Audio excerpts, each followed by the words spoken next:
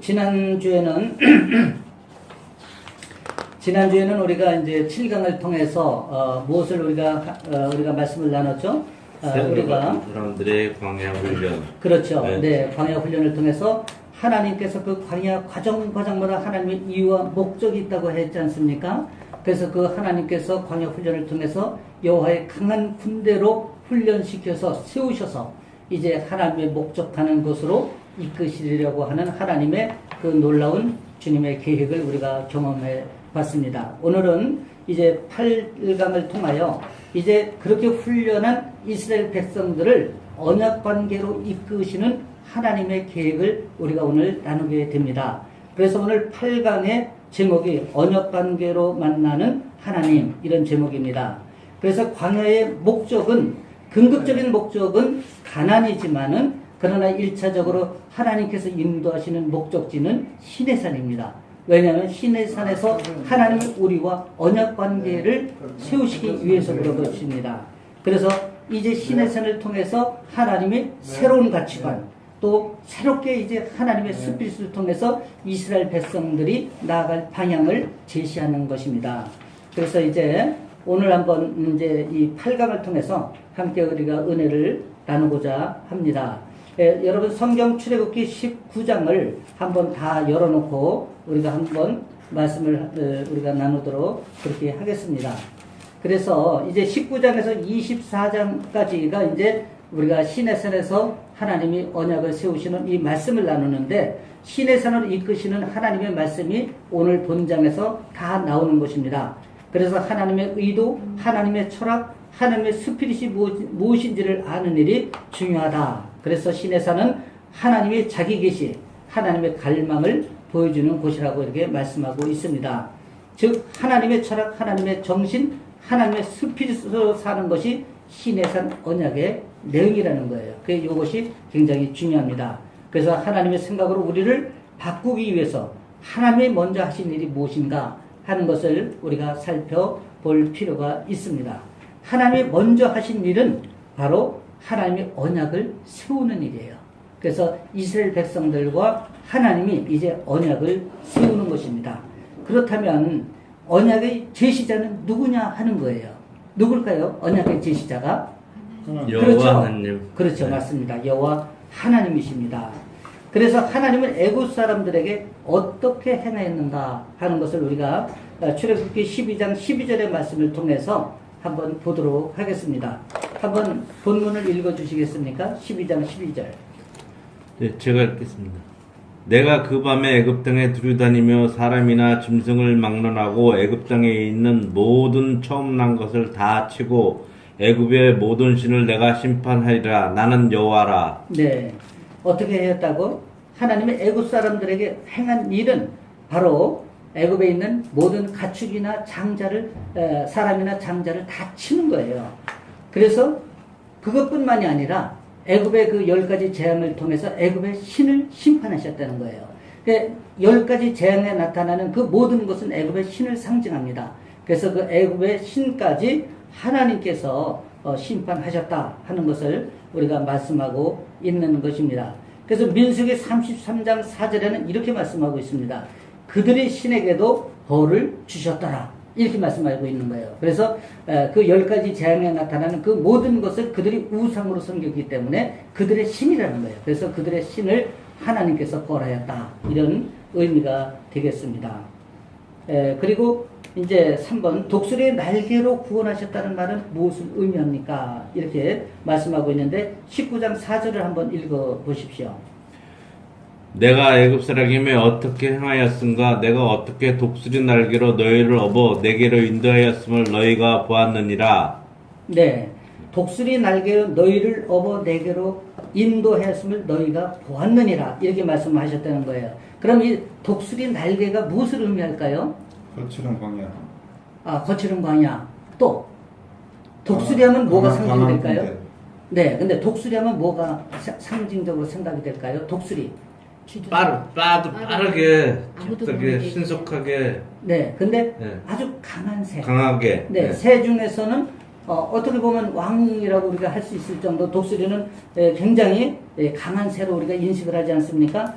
그런 새가 너희를 보호하듯이, 이런 독수리가 너희를 보호했다는 얘기는 그렇게 강한 새가 너희를 보호하듯이 하나님께서 너희를 보호하였다는 거예요. 그리고 그 광야를 통해서 독수리가 새끼를 훈련시킬 때 어떻게 합니까?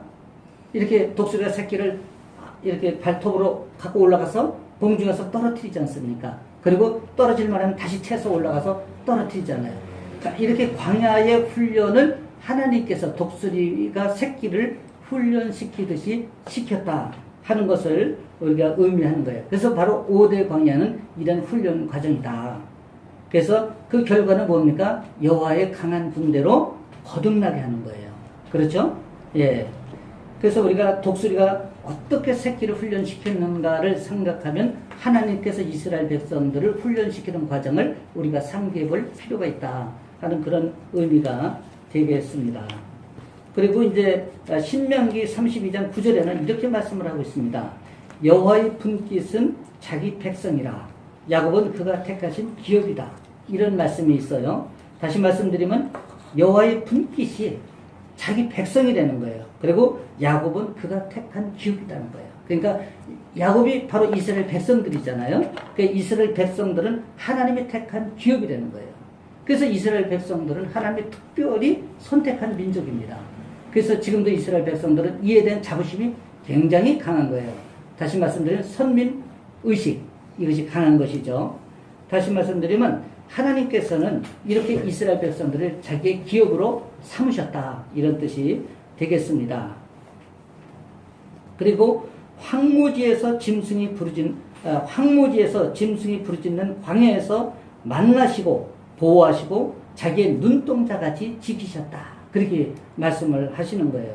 다시 말씀드리면 광야가 황무지 같지 않습니까? 그런 데서 또 얼마나 험한 광야예요. 정말 전갈과 짐승과 그런 아주 험난한 광야에서 하나님께서 보호하시고 눈동자같이 지키셨다, 그런 의미를 갖고 있는 것입니다.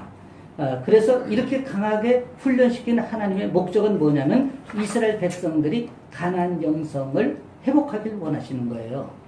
그런데 우리가 가나안 영성을 이 땅에서 어떻게 훈련을 해야 되겠습니까? 그것은 말씀과 기도와 묵상과 섬김과 봉사와 이런 훈련을 통해서 우리가 가나안 영성을 가질 수 있다, 그렇게 우리가 볼 수가 있습니다. 그래서 예배의 훈련은 바로 오늘날 이런 훈련을 얘기하는 거예요. 그래서 우리가 말씀만이 아니라 말씀도 중요하지만 기도도 중요하고 또 기도도 중요하지만 묵상은 더더욱 중요한 거예요. 왜냐하면 말씀을 되새김함으로 인해서 우리가 그 말씀을 매일매일 삶에서 깨달아가고 또 삶에 적용함으로 인해서 말씀의 능력을 또 우리가 경험할 수가 있는 거예요. 또 그리고 그렇게 우리가 주님이 우리에게 주신 그 은혜를 우리가 잘 우리가 섬김과 사역에 또 적용함으로 인해서 우리가 그런 섬김의 훈련을 우리가 갖는 것, 이런 모든 것이 가나안 영성을 갖는 것이다, 우리가 이렇게 볼 수가 있습니다. 그렇다면 우리가 이제 하나님께서 오늘 시내산으로 인도하신 거 아닙니까? 그래서 이게 광야는 바로 시내산 밑에 있었어요. 그래서 그 시내산 밑에다가 이제 장막을 치고 이제 시내산으로 하나님께서 부르신 것입니다. 그런데 언약의 내용이 무엇인지 이제 한번 우리가 살펴보도록 하겠습니다.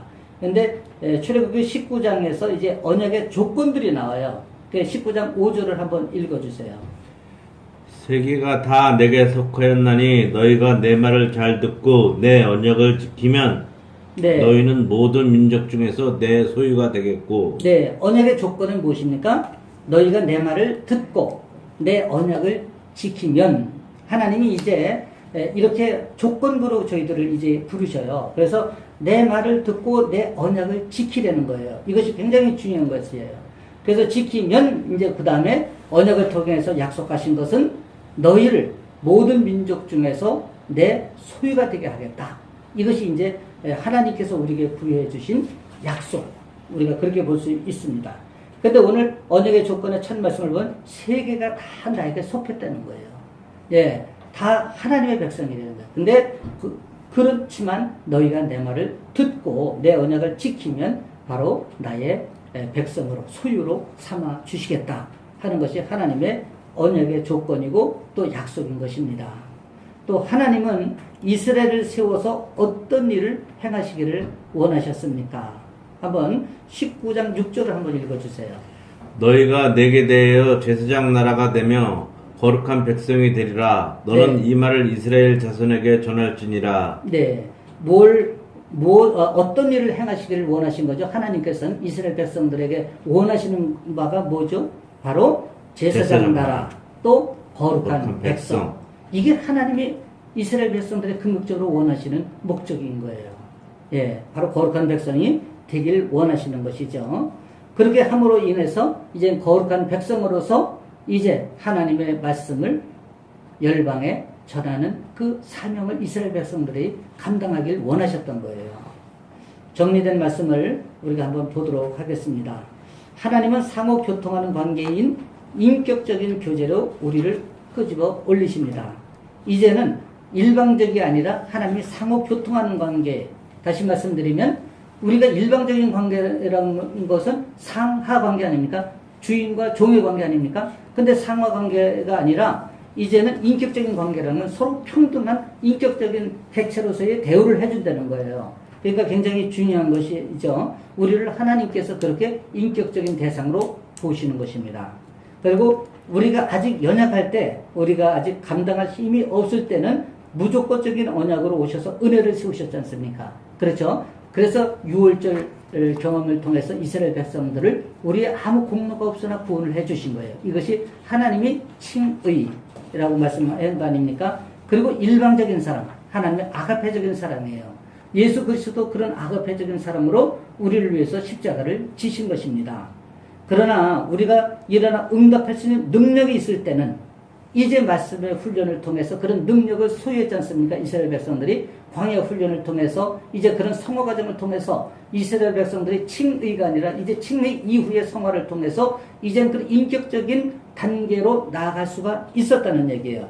그런 능력이 있을 때에는 바로 인격적인 상호 관계로다가 우리를 대해주신다는 거예요. 그래서 상호 언약을 원하시는 것입니다. 하나님께서. 주님은 우리를 하나님의 얼굴로 하나님을 대신할 수 있는 대행자로 세우시기를 소원하십니다. 그러나 우리가 연약할 때는 대행자를 모세를 통해서 이제 이스라엘 백성들을 출애굽시키고 또 광야 훈련까지 이렇게 하셨지만은 그러나 이런 우리가 능력과 성화의 과정을 통해서 우리가 이제 설 수 있는 그런 능력의 단계로 접어들었을 때는 이제 하나님께서는 우리가 이제 하나님의 대행자로서의 역할을 하기를 원하신다는 거예요. 그러니까 얼마나 하나님의 기대가 우리에 대한 기대가 높으십니까? 그리고 정말 그 기대는 우리가 하나님 앞에 너무 감격할 만하지 않습니까? 우리가 무엇이 가는데 하나님의 대행자로 쓰임받기를 원하신다는 거예요. 그래서 우리가 지금은 예수 그리스도를 우리가 영접했지 않습니까? 그래서 하나님의 자녀가 됐지 않습니까? 그래서 이제는 하나님의 대행자로서의 사명을 감당해 나가시기를 원하시는 거예요. 그런데 우리가 그럼에도 불구하고 잠잠히 있는 것은 한편 직무유기가 되는 것이다. 그래서 하나님은 우리를 통해서 열방에 정말 땅끝까지 이르러 하나님의 증인된 사역을 감당하길 원하시는 거예요. 그것이 하나님의 뜻이고 목적이기도 한 것입니다. 때문에 우리가 빨리 성장할 일방적인 관계가 아닌 동등한 마음과 위치에서 사랑하고 신뢰하고 응답할 것을 기다리십니다. 주님이 모든 것을 아낌없이 주셨기에 우리에게도 전부를 헌신하기를 원하시는 것입니다. 그런데 이제 밑에 있는 그 표를 한번 보십시오. 언약의 하나님, 하나님의 두 얼굴입니다. 하나님이 원하시는 게 무엇인가? 그래서 이제 구원 단계와 구원 이후의 단계를 보는 것입니다. 다시 말씀드리면은 칭의의 단계와 성화의 단계를 우리가 보는 거예요. 그래서 첫 번째는 우리가 하나님의 구원 단계 칭의의 단계에서는 편구 언약을 했어요. 다시 말씀드리면은 하나님께서 일방적으로 언약을 선포하시고 일방적으로 명령하시고 일방적으로 뭐 지키라 이렇게 이제 명령을 했지 않습니까? 그런데 이제 그 성화 단계에서는 하나님께서 어떻게 했냐면은 쌍무 관계로다가 우리를 언약 관계로다가 대하시는 거예요. 아시죠? 쌍무 관계라고 하는 것은 서로 상대가 있는 거예요. 근데 우리가 편무는 일방적인 거예요. 예, 이렇게 수직 관계인데 이제 쌍무 관계는 수평 관계다. 이렇게 이해를 하면 되는 것입니다. 그리고 두 번째는 무조건적인 언약에서 이제 성화 단계에서는 조건적 언약으로 바뀌시는 거예요. 무조건적이었지 않습니까? 그래서 하나님께서 일방적으로 우리를 구원해 주신 거예요. 무조건이에요. 이건 아주 조건이 없는 것입니다. 우리가 어떤 조건, 우리가 어떤 무슨 행위에 대한 조건으로 우리를 구원해 주신 것이 아니라 하나님의 일방적인 사랑.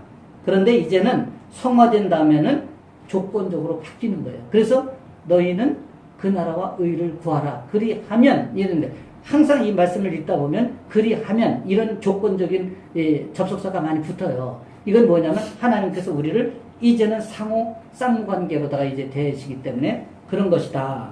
이렇게 우리가 보면 되는 거고, 세 번째는 일반적 언약에서 상호 언약 관계다. 그 다음에 네 번째는 엘로힘에서 여호와로다가 이제 바뀌는 거예요. 그러면 엘로힘은 뭐고 여호와는 뭐냐? 근데 엘로힘도 우리가 하나님을 우리가 상징하고 여호와도 하나님을 의미하는 거예요. 그런데 엘로힘은 우리가 계약적인 이름이에요. 계약적인 관계에서의 이름. 또 이제 구약에서는 안 믿는 사람이나 믿는 사람이나 엘로힘이라고 하는 것을 모든 신을 지칭하기도 했습니다.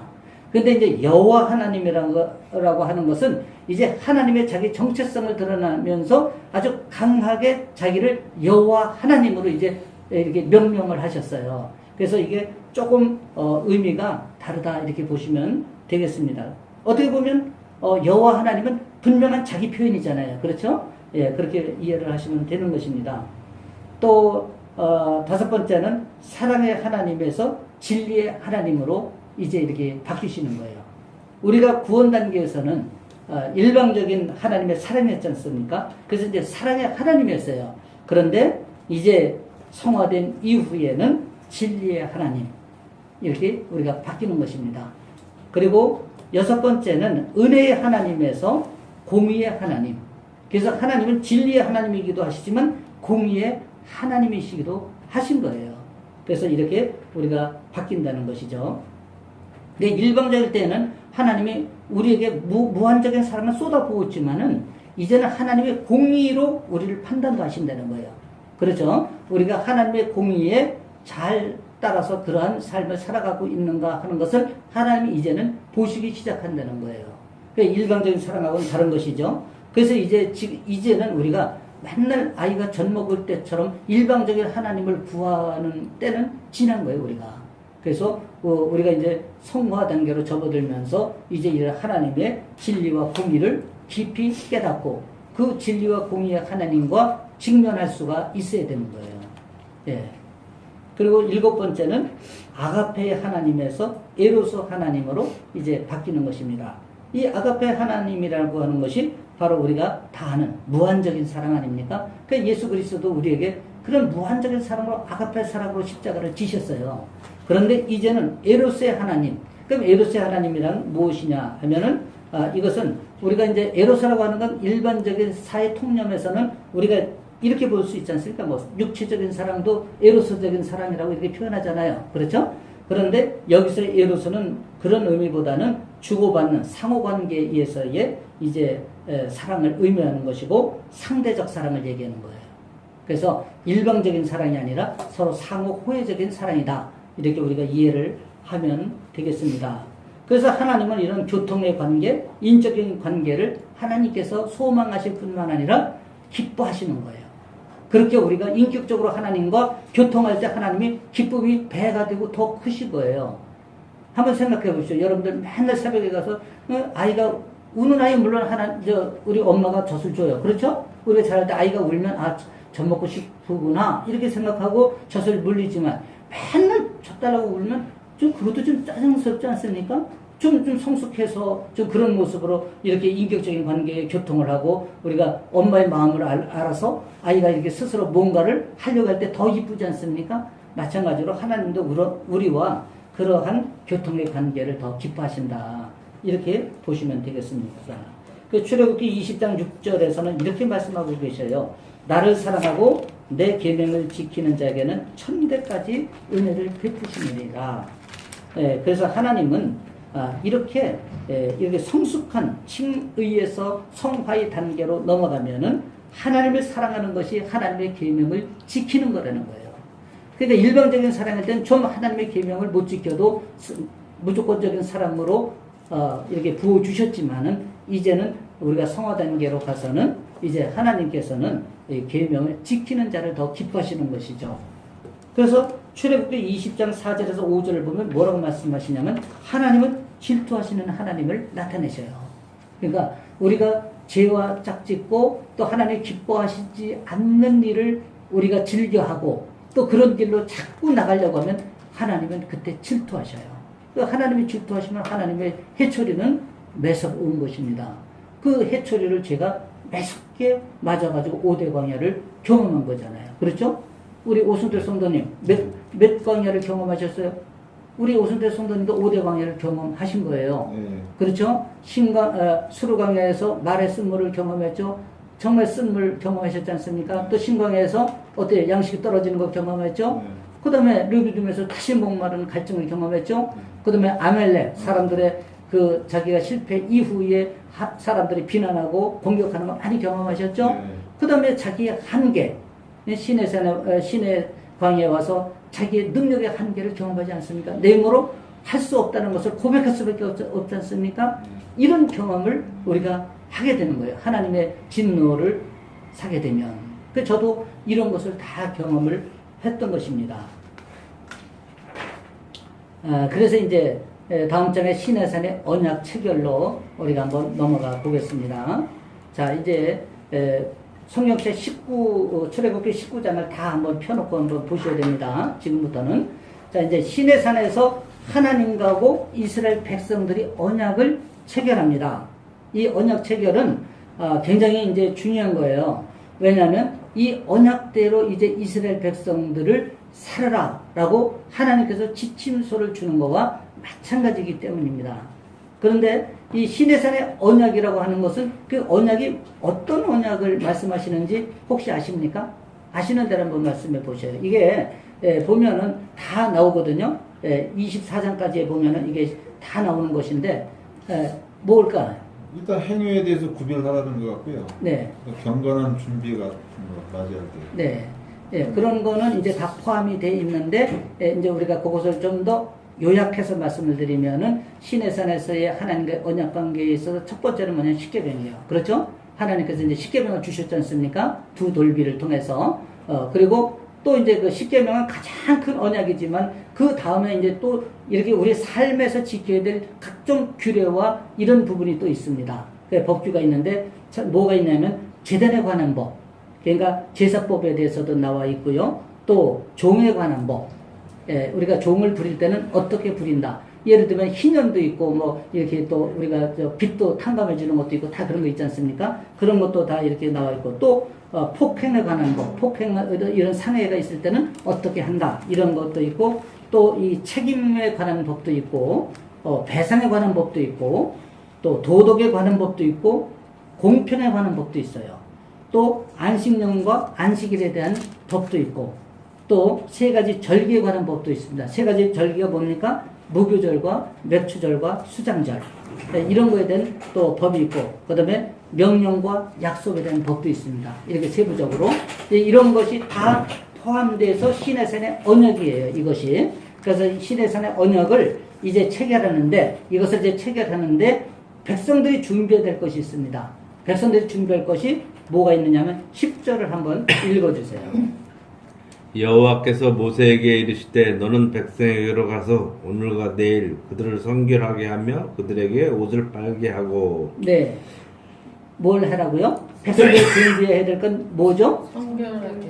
네, 성결하게 하기 위해서 옷을 빨랍니다. 그래서 이 창세기 35장에 가면은 이 야곱에 대해서 하나님 명령한 것도 보면 의복을 갈아입고 이런 얘기가 나옵니다. 마찬가지로 이게 의복이라고 하는 것은 우리가 이게 청결 또 거룩 이렇게 또 구별 이렇게 하는 것에 의복이 상징적인 것인데 우리가 생각해 보십시오. 더러운 옷을 가지고 우리가 하나님 앞에 나갈 수가 없지 않습니까? 옛날에 우리가 예수님을 믿지 않았을 때는 집에서 제사를 지냈잖아요. 제사 지낼 때 어떻게 했습니까? 그날 다 깨끗한 옷을 입고 할아버지, 아버지 다들 이렇게 아주 구별된 옷을 입고 이렇게 제사를 지냈지 않습니까? 근데 우리가 하나님 앞에도 우리가 이렇게 구별을 해야 된다는 거예요. 그러나 더 중요한 것은 마음의 성결이다. 근데 마음도 청소를 해야 되는 거예요. 그래서 이 마음의 청소는 우리가 기도를 통해서 또 우리가 회개를 통해서 우리의 마음을 깨끗하게 정돈하는 것이 중요하다. 왜냐하면 그릇을 깨끗이 해야 그 그릇에 하나님께서 좋은 말씀과 또 하나님의 주시는 축복을 담을 수가 있기 때문에 그런 거예요. 그래서 우리가 10절에서는 성결하게 하고 이를 위해서 이제 옷을 빨게 하시는 그런 준비를 우리가 볼 수가 있습니다. 또 11절에서는 뭐라고 했는지 한번 읽어보세요. 준비하게 하여 셋째 날을 기다리게 하라. 이는 셋째 날에 나 여호와가 온 백성이 목전에서 시내산에 강림할 것이니. 네. 그러면 11절에서는 무엇을 준비하라는 것이죠? 경건은 네. 셋째 날을 준비하라는 말씀인데 이 셋째 날이 바로 경건의 준비입니다. 그렇죠? 이 셋째 날에 여호와 하나님께서 강림하신다는 거예요. 강림은 하나님이 시내산에 내려오신다는 거예요. 다시 말씀해 임재하신다는 거예요. 근데 그 날을 그 셋째 날을 우리가 경건하게 준비를 하라 이런 의미가 되는 것입니다. 12절 13절에는 또 어떻게 이제 준비하는가 한번 읽어봐 주십시오. 너는 백성을 위하여 주위의 경계를 정하고 이르기를 너희는 산과 산에 오르거나 그 경계를 침범하지 말지니 산을 침범하는 자는 반드시 죽임을 당할 것이라. 네. 자, 이건 무엇을 의미하죠? 자, 백성을 위해 주위의 경계를 정한대요. 근데 이 경계를 정하고, 산과 산에 오르거나 그 경계를 침범하지 말라. 침범하는 자는 어떻게 한다고요? 죽임을 당한대요. 예, 이건 무엇을 의미하느냐 하면은 구별된 영역. 예, 구별된 영역이 있는 거예요. 우리 삶에도 우리가 구별된 영역이 있죠. 예, 우리가 하나님 앞에 정말 이 영역을 지켜줘야 되지 않습니까? 하나님의 거룩한 영역을. 예, 그런데 그것은 우리의 삶의 모습에서 드러나지 않습니까? 마찬가지로 이때도 이렇게 산에 딱 구별된 영역을 정한 거예요. 그래서 이제 이 산에 이 경계 영역을 넘어올 때는 반드시 하나님께서 죽인다. 그러니까 이것은 하나님이 그 구별된 영역을 굉장히 강조하시는 거예요. 예. 그래서 이것을 모세에게 미리 알려주는 것은 백성들의 생명을 보존하기 위해서. 왜냐하면 모르고 짓는 죄가 죄일까요? 아닐까요? 죄예요. 죄예요. 네. 그러니까 우리가 모르고 짓는 죄, 우리가 몰라서 짓는 죄인데라고 생각할 수 있지만 무지도 죄입니다. 그래서 우리가 참 깨달아야 되고 알아야 되는 거예요. 예. 그래서 우리가 그런 구별된 영역을 말씀하시는 거고, 또 네 번째 이게 또 이게 준비될 사항이 있습니다. 14절에서 15절 한번 읽어보십시오. 모세가 산에서 내려와 백성에게 이르러 백성을 성결하게 하니 그들이 자기 옷을 빨더라. 또 모세가 백성에게 이르되 준비하여 셋째 날을 기다리고 여인을 가까이 하지 말라 하니라. 네, 뭐를 또 준비해야 되죠? 여인을 가까이 하지 말라. 네, 이 여인은 부부관계도 하지 말라는 거예요. 왜냐하면 그 부부관계가 나쁜 것이 아니라 하나님께서 가정을 주시고 생육하고 번성하게 주신 축복이지만은, 그러나 우리가 육정이 있지 않습니까? 그죠? 하나님을 만나는 날 그런 육적인 그런 부분을 내려놓으라는 거예요. 그래서 좀 더 경건하게 이렇게 준비하라. 그런 의미가 여기에 있는 것입니다. 그래서 이렇게 시내산의 언약을 체결하기 위해서는 백성들에게도 이렇게 아주 세부적으로 지켜야 할, 또 준비해야 할 부분을 하나님께서 일일이 모세를 통해서 말씀을 해 주시는 것입니다. 그런데 이제는 이건 백성이 준비해야 될 것이고, 이제는 또 제사장의 준비를 해야 될 부분이 있습니다. 이게 이제 22절에서 24절에 나오는 말씀인데, 첫 번째 이제 준비해야 될 것은 22절에 나옵니다. 한번 읽어봐 주세요. 또 여호와에게 가까이 하는 제사장들에게 그 몸을 성결히 하게 하라. 나 여호와가 그들을 칠까 하노라. 네, 뭘 하라고 그랬어요? 제사장들에게도 그 몸을 성결하게 하라는 거예요. 그러니까 백성들만 성결하게 하는 것이 아니라 제사장들도 동일하게 하나님을 만나기 전에 자기를 깨끗하게 하고 이렇게 성결하게 해야 된다는 거예요. 예, 그것이 중요하고, 또 그렇지 못할 때는 제사장이라 할지라도 하나님께서 치시겠다는, 하나님께서 치신다는 것은 곧 뭘까요? 죽음입니다. 구약 시대는 굉장히 이렇게 참 엄하신 하나님을 우리가 볼 수가 있어요. 또 우리가 두 번째 제사장이 준비해야 될 것은 23절 한번 읽어봐 주세요. 모세가 여호와께 아뢰되 주께서 우리에게 명령하여 이르시기를 산 주위에 경계를 세워 산을 거룩하게 하라. 네, 산을 거룩하게 하라 하였은즉 백성이 시내산에 오르지 못하리라 이렇게 말씀을 하셨어요. 예, 이것도 역시 산 주위에 경계를 세워 산을 거룩하게 하라는 것은 또 영역의 구별을 얘기하는 거예요. 예, 제사장들에게도 동일한 이런 부분을 하나님께서 준비를 시키시는 것입니다. 백성뿐만이 아니라 제사장들은 오히려 더욱 이런 부분에서는 또 더 이렇게 준비를 강하게 해야 되는 거예요. 또 세 번째 준비의 대상이 있습니다. 24절 한번 읽어봐 주세요. 크게 읽으세요. 여호와께서 그에게 이르시되 가라 너는 내려가서 아론과 함께 올라오고 제사장들과 백성에게는 경계를 넘어나 여호와에게로 올라오지 못하게 하라. 내가 그들을 칠까 하노라. 네, 뭘 하라고요? 모세 보고 이제는 내려가서 아론과 함께 올라오고 제사장들과 백성들에게는 경계를 오지 못하게 하라. 내가 그들을 칠까 하노라 이렇게 말씀을 하셨어요. 경계를 넘지 말라는 얘기예요. 그런데 이제 아론과 그 제사장들은 이제 구별해서 또 이제 하나님께서 부르시는 것이죠. 그런데 이 말씀은 하나님께 대한 경외심을 다시 한번 강조한 거예요. 예. 그리고 경계를 넘으면 하나님께서 치시겠다는 거예요. 그래서 영역에 대한 점도 구별되는 것을 하나님이 강조하신 것이다. 이렇게 볼 수가 있습니다. 그러니까 이제 세 번째는 우리가 언약을 체결할 때 백성과 중간 지도자 모세의 위치가 어떻게 달랐는지 이런 걸 이제 보는 거예요. 요걸 보면은 우리가 성막의 위치도 한번 연상해 볼 수가 있는 것입니다. 예, 지난번에 제가 이렇게 성막을 동문에서부터 지성소까지 이렇게 설명을 드렸지 않습니까? 그것을 한번 상기하면서 오늘 이 말씀을 한번 같이 이렇게 나눠보도록 하겠습니다. 자, 그러면 백성과 모세의 위치가 달랐는데 첫 번째 산 아래에는 누가 이렇게 섰나요? 우리가 이 말씀을 보기 전에 1절에서 4절까지 한번 읽고 이 문제를 한번 짚어보도록 하겠습니다. 한번 이게 24장 1절에서 4절을 한번 읽어주세요. 또 모세에게 이르시되 너는 아론과 나답과 아비후와 이스라엘 장로 70명과 함께 여호와께로 올라와 멀리서 경배하고 너 모세만 여호와께 가까이 나오고 그들은 가까이 나오지 말며 백성은 너와 함께 올라오지 말지니라.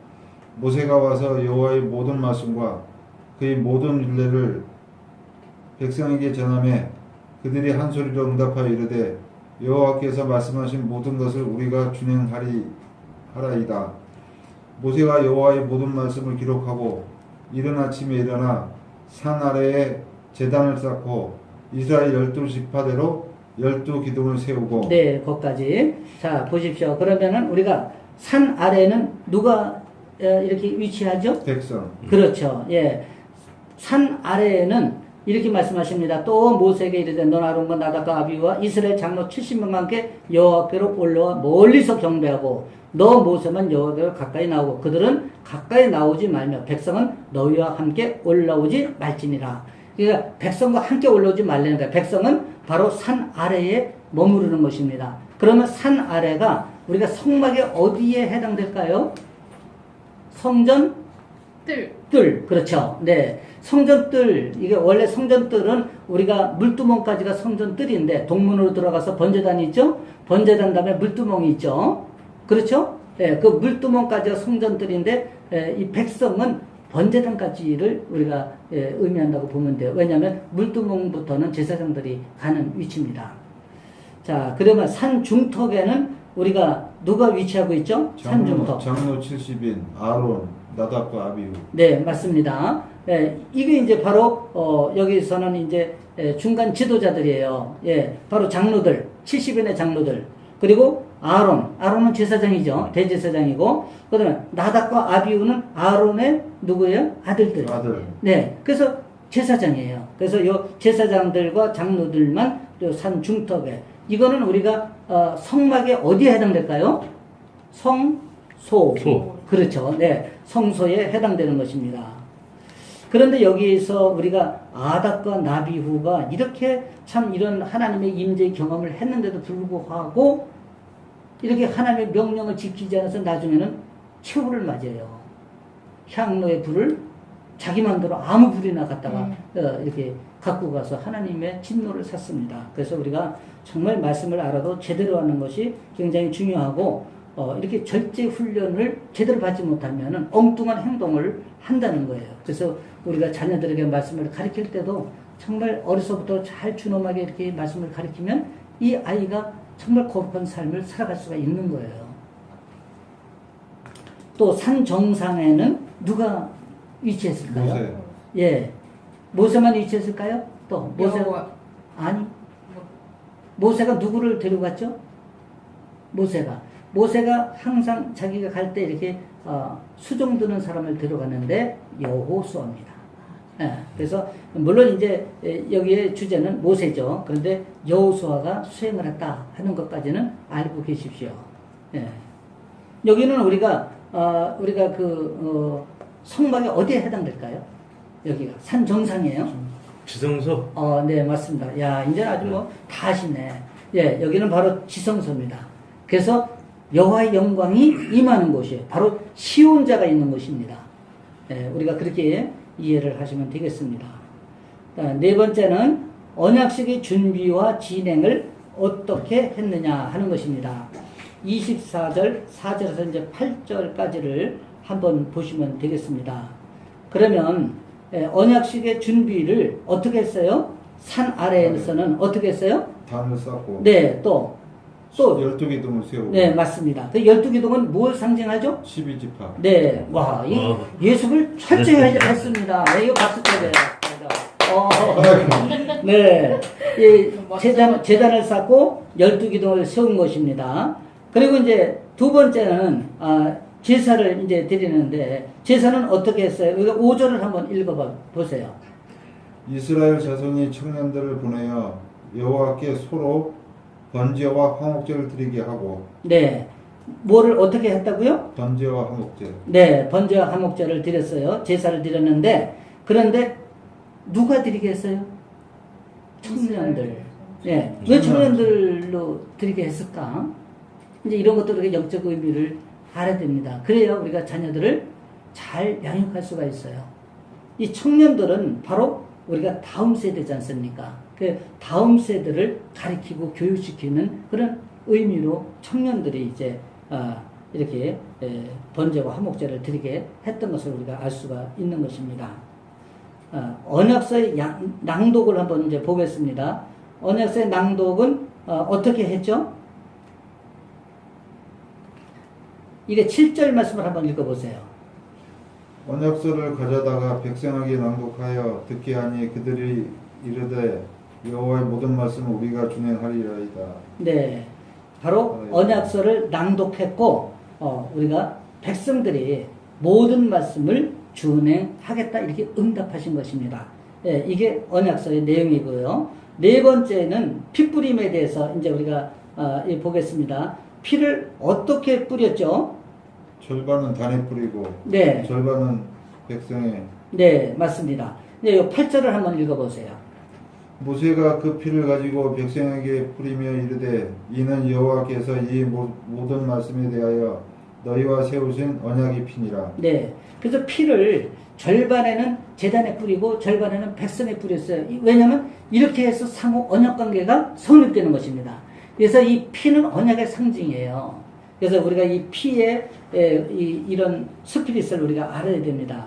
그래서 언약은 쌍방간에 우리가 하는 거지 않습니까? 이게 일방적이지 아니잖아요. 그래서 이 피를 이렇게 양쪽에 뿌리는 것입니다. 그래서 피를 뿌리는 것도 이런 다 의미가 이렇게 부여되는 거예요.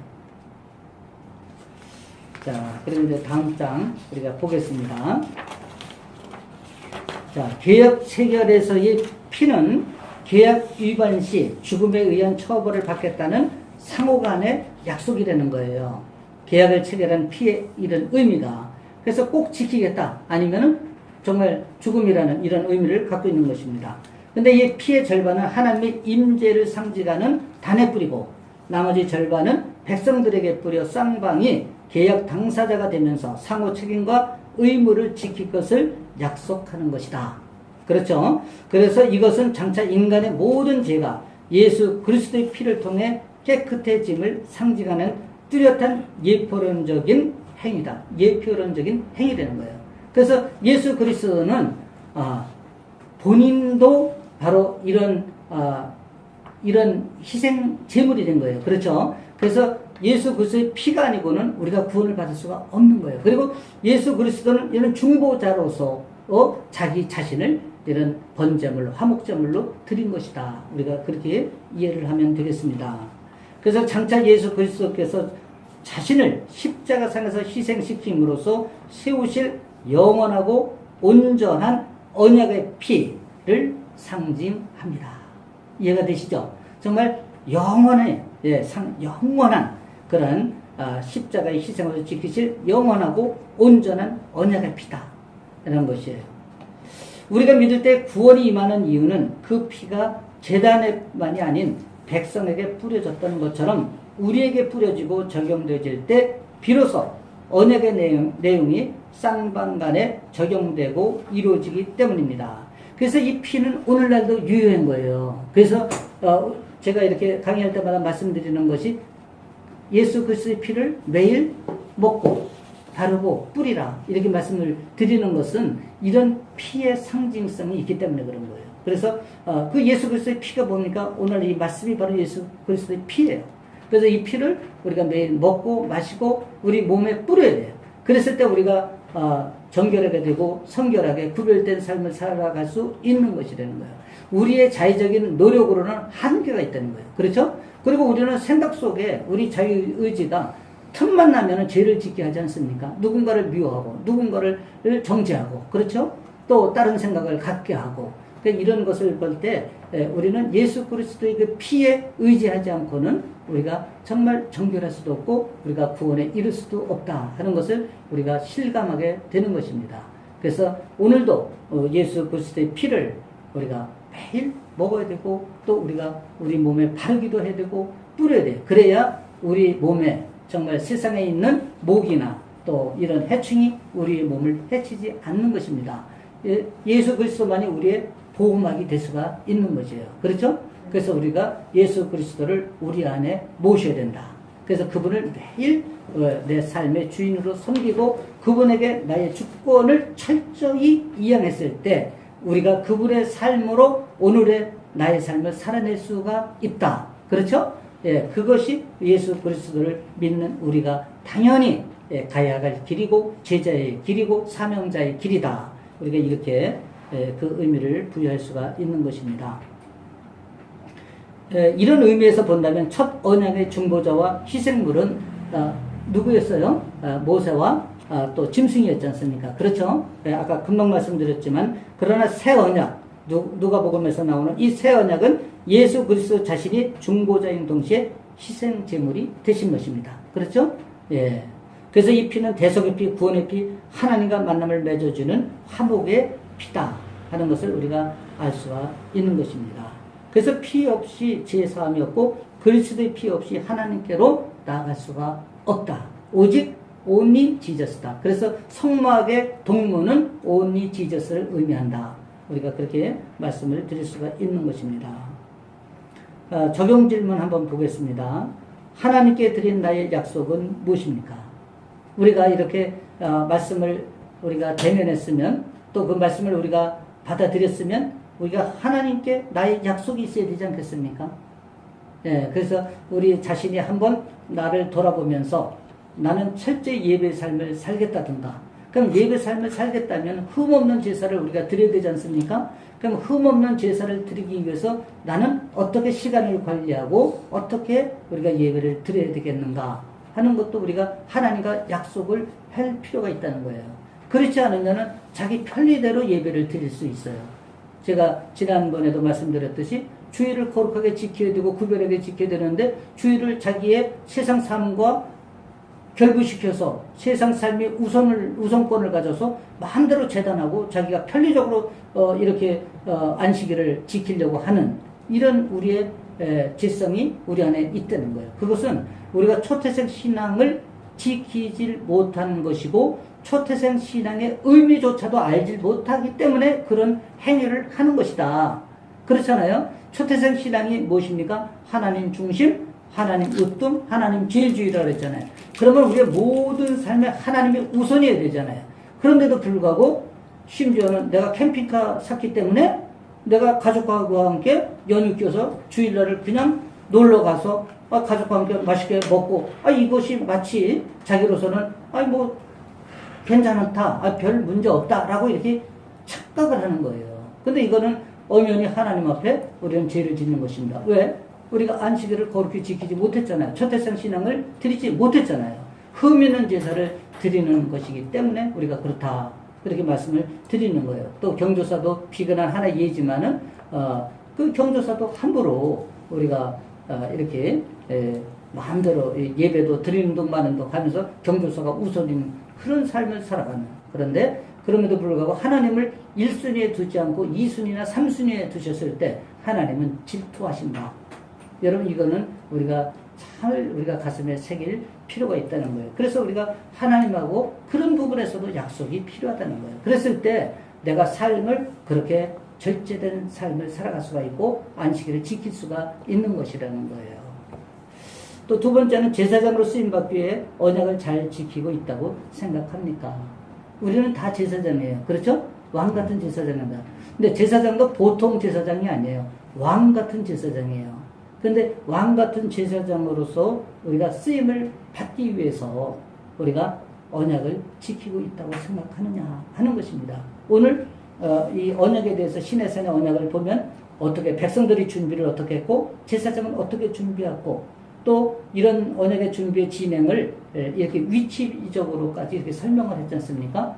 그렇다면 우리는 어떻게 이 언약을 지켜야 할까 하는 것을 한번 깊이 묵상할 필요가 있다 하는 것이죠. 사실은 오늘 말씀을 들으시면서 어떻게 마음에 이런 결단이 좀 쓰십니까? 어떠셨어요? 네. 정말 이제 이렇게 말씀을 드리면 내가 좀 왕 같은 제사장의 신분을 다시 한번 내가 상기하면서 나는 앞으로 정말 제사장으로서 이렇게 하나님과의 언약을 철저히 내가 지켜나가겠다. 근데 정말 이 언약을 지킨다는 것 지난번 제가 베이직에 대한 말씀드렸죠. 그 베이직의 프로세스만 잘 지켜도 우리가 정말 하나님이 기뻐하신다는 거예요. 근데 우리는 그 부분을 제대로 지키지 못하는 경우가 너무 많기 때문에 하나님 앞에 참 죄송한 것이 아닌가 그런 생각을 한번 해보게 됩니다. 또 내가 지금 양육하고 섬기고 있는 대상은 누구입니까? 세계를 주께 돌리는 일을 위해 어떻게 쓰임받기를 원하십니까? 그래서 아까 우리가 잠시 말씀을 우리가 나눴지만은 이렇게 말씀을 우리가 공급받으면서 이 말씀의 공급자는 오늘 제가 이렇게 강의를 하지만 제가 아니에요. 그렇죠? 말씀의 공급자는 누구예요? 여호와 하나님이시잖아요. 그렇죠? 그래서 항상 공급자는 하나님이시잖아요. 그러니까 하나님이 공급해 주시는 양식을 우리가 먹었으면 이 먹은 양식을 되새김해서 아주 충분한 영양소로 나를 건강하게 세워서 다시 이 양식을 딜리버리 하는 것이 우리의 사명이어야 된다는 거예요.